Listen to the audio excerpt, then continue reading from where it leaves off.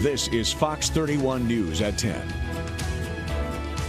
Good evening and thank you for watching Fox 31 News tonight at 10. I'm Danielle Ledbetter. We enter day 26 of the government shutdown. The Albany Housing Authority is beginning to worry. And Cardi B makes history after being the first woman to win the Best Rap Album of the Year. And her performance on the red carpet, she looked good. Oh, now this is something I'm definitely guilty of, eating raw cookie dough, especially with all the Christmas cookies baking. Pop the champagne and celebrate the new year, but don't expect those resolutions to last too long. Trending tonight, rapper Drake has finally opened up about his son Adonis for the first time since mentioning him on the track Emotionalist. I personally don't think I could go phoneless for a whole year. I mean, especially after Apple sends out the screen reports once a week. Stranger Things fans, Netflix has confirmed season 3 of the show will debut next summer.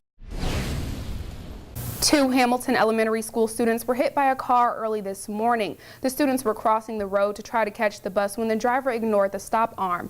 Doug Howell, the Colquitt County School Superintendent, says the students were sent to separate hospitals, one in Tallahassee and one in Macon. No word yet on how they're doing. And one man is charged after bringing a gun on a Doherty County school bus. 18-year-old Jaquavius Cleveland boarded the bus to speak to a high school student and got right back off. The bus driver noticed his gun when he was getting off and called the police. Doherty County School Superintendent Ken Dyer says he thinks the situation was handled well. Cleveland was charged with 1 felony count of possession of a weapon on a school bus. He's also charged with the misdemeanor count of disruption of a public school and criminal trespass. The Albany Doherty Drug Unit recovered more than $500,000 in drugs from a recent drug bust. They also recovered a large amount of synthetic marijuana, also known as spice. The unit says they arrested Jonathan Green for possession of marijuana, drug-related objects, Xanax, ecstasy, oxycodone, and spice. Ryan Ward, captain with Albany Doherty Drug Unit, says they're sending a message with this bust. Across the state, a man is now dead in Atlanta after chasing a commuter bus. Police say he got caught under its rear wheel. They say he was running across the highway to try to catch the MARTA bus. Right now, no charges are expected to be filed against the driver.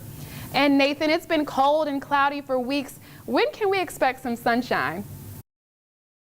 Nationally, new developments tonight as 2 more suspicious packages were sent to former Vice President Joe Biden and actor Robert De Niro. Suspicious packages were sent to the homes of former Presidents Bill Clinton and Barack Obama, CNN in New York, former Attorney General Eric Holder, and billionaire George Soros.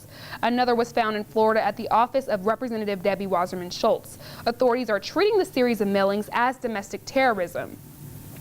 We turn now to the impact that those packages could have on the midterm elections coming up. Fox 31 takes a look at how that could weigh on the minds of voters. And people across the country are weighing in on this tonight. Deborah Davis says this is way out of hand, utter madness. These animals need to be caught quickly before someone is killed. And Candace Smith says, I think the president's response is sad. It wouldn't be the same response if the packages were sent to him and his people.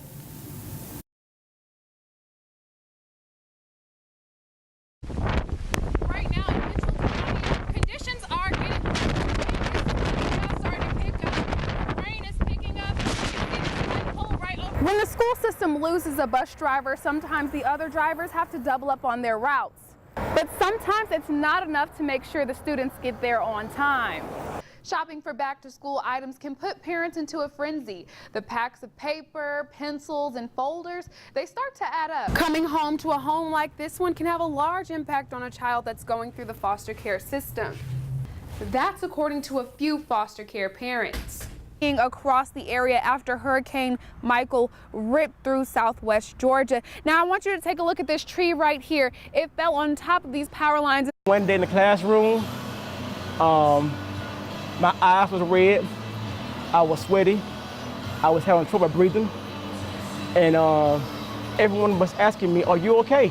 He soon found out he was a diabetic. And I was 400 pounds at that time. In 2017, he decided enough was enough. Came to the gym, couldn't walk, hardly couldn't walk from the car to the door. The first day, I couldn't do nothing but about 1 minute. That was it. Once he started getting the hang of things, he started posting his weight loss journey to social media. Once you have put yourself out there on social media, you can't just go back off your word and start doing things that's not right. Perry hopes to motivate and inspire. He says he knows better than anyone it can be tough. It hasn't been easy. It has been some bad days. When it gets hard for me, I go back and I look at how far I've come. Also now, train now. I train. A guy that came in couldn't walk, now train. If you want to lose weight this year, Perry says just start and stick with it. See yourself by July. Imagine yourself how would you look by July, because July is coming. Perry's goal is to reach 180 pounds, and right now he weighs 206 pounds. With his goal in sight, I give God the credit, because it took more than just my strength. Danielle Ledbetter, Fox 31 News. It's just hard. Crystal Lund has been with her husband Mark for 20 years. Crystal and Mark were kayaking on Lake Blackshear Saturday afternoon. It was a nice day at first until the storm came. She says the water got violent and their kayaks aren't cut out for that type of water. He flags down a boat and the boat comes, and as soon as he's trying to get onto the boat, he flips and he panics. She says they were exhausted from treading water. It was an accident. It was a complete accident. We were both in the water.